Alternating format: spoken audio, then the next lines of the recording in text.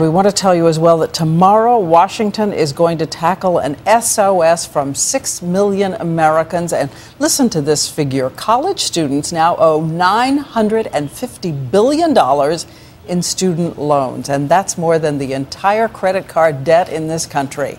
Somebody broke back home with mom and dad before they even get started.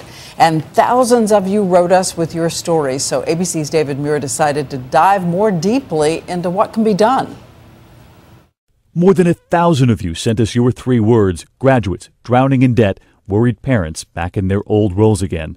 There was this graduate, nearly $25,000 in debt, just getting started, paying it off. This graduate, $78,000 in debt, will never end. And this young woman, $100,000 in debt, moved back home. Something we heard from so many of you.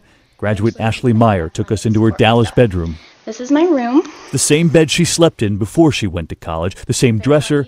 The only thing different, the pile of bills. These are some of my lovely student loans. Ashley graduated from UT Austin, about $70,000 in debt. She pays $750 a month, which is why she's back with the family dog. That's Daisy. Back with dad, back with mom, who just like she used to, asks her college grad if she'll be home at a decent hour. So we're going to leave them alone and let them watch the game. Leaving them alone, but still living down the hall. One recent survey of this year's college graduates revealed 85% saying they'd be moving back home. 5.9 million young adults, 25 to 34, now live at home, up 25% in just the last 4 years. You can talk to people in this generation who find themselves in a place they never expected to be, 4, 5, 6 years out of school and back in the bedroom they had in high school. The president and first lady have spoken often of the student loans they both had, still paying them off 9 years into their marriage, until just a few years before he was president. But the amount of student debt in this country is up dramatically. College tuition spiking, just as young graduates are unable to find work to pay it off. You are seeing this tremendous debt which weighs down these young people, especially in an economy like this where so many of them are having trouble getting on those first steps of the escalator and beginning a career. There was 26-year-old Carolyn Riley, who simply said, "Spirit not broken." She too now lives back with her mother and her brother, also a college graduate, who's back home.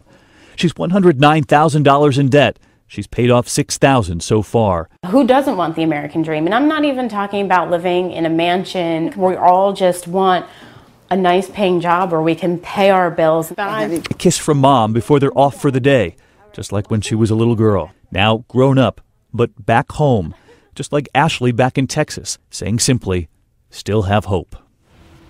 And tonight we are learning more about that SOS Diane mentioned, a new plan from President Obama to help college students reduce their monthly payments, consolidate federal student loans, and lower interest rates. But we're going to crunch the numbers right here tomorrow night and ask the big question, Diane, will it help any of the people you just met there in our report? Will it work? And still having hope. Very moving. Thank you.